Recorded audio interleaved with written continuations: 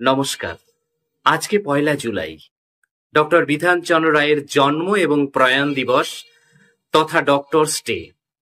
আজকে একটি ঘটনার কথা আপনাদের সঙ্গে শেয়ার করব। ডক্টর বিধানচন্দ্র রায়ের রাজনৈতিক গুরু ছিলেন দেশবন্ধু চিত্তরঞ্জন দাস। অর্থাৎ দেশবন্ধু চিত্তরঞ্জন দাসই ডক্টর রায়কে রাজনীতির আঙিনায় এনেছিলেন। ১৯২৫ খ্রিস্টাব্দের ১৬ই জুন দার্জিলিংয়ে দেশবন্ধুর হঠাৎ অকাল প্রয়াণ ঘটে। তার মৃতদেহ তার কলকাতার বাড়িতে আনা হয়। সেই সময় একটি ঐতিহাসিক ঘটনার উদ্ভব হয়েছিল। সেখানেই প্রথম গান্ধীজির সঙ্গে ডক্টর বিধানচন্দ্র রায়ের সাক্ষাৎ হয়। বাসন্তী দেবী দেশবন্ধুর স্ত্রী, তিনি দুজনের পরিচয় করিয়ে দেন এবং সেই সময় গান্ধীজি প্রস্তাব দেন যে দেশবন্ধুর অন্তিম শয্যার একটি ছবি তোলা হবে এবং সেই ছবিটি বিক্রি করা হবে।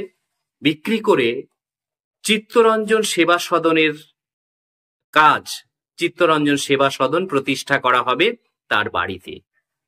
কিন্তু ছবি বিক্রি করলে হবে না, ছবিতে একটি মর্মস্পর্শী লেখা বা কয়েকটি লাইন লিখতে হবে। কে লিখে দেবেন? ডক্টর রায়কে পাঠানো হলো কবিগুরু রবীন্দ্রনাথ ঠাকুরের কাছে গান্ধীজির পরামর্শে। যথারীতি ডক্টর রায় শান্তিনিকেতনে গেলেন কবিগুরুর কাছে। কবিগুরুকে গিয়ে বললেন যে আমাকে এক্ষুনি একটা কয়েক লাইন, ৩-৪ লাইনের মধ্যে একটা লিখে দিতে হবে। তো কবিগুরু হাসলেন, হেসে বললেন, ডাক্তার, সে তো তোমার প্রেসক্রিপশন লেখা নয় যে কচকচ করে কলম ধরলাম আর লেখা হয়ে গেল, তোমাকে অপেক্ষা করতে হবে। ডক্টর রায় বললেন, ঠিক আছে গুরুদেব, আমি এখানে বসছি, আপনি লিখুন। রবীন্দ্রনাথ ঠাকুর উপরে চলে গেলেন, দোতলার ঘরে চলে গেলেন।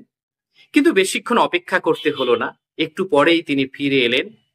ফিরে এসে একটি লেখা ডক্টর রায়ের হাতে দিলেন এবং সেই লাইন কটি আপনারা প্রত্যেকে জানেন, অসাধারণ লাইন, যেটা চিত্তরঞ্জন দাসের ছবির ওপরে লেখা হয়েছিল এবং সেটি দেশবন্ধু স্মৃতিরক্ষা কমিটি কয়েক লক্ষ কপি বিক্রি করেছিলেন এবং বিক্রি করার পর যে অর্থ, সেই অর্থ দিয়ে দেশবন্ধুর বাড়িতে চিত্তরঞ্জন সেবা সমিতি গঠিত হয়েছিল।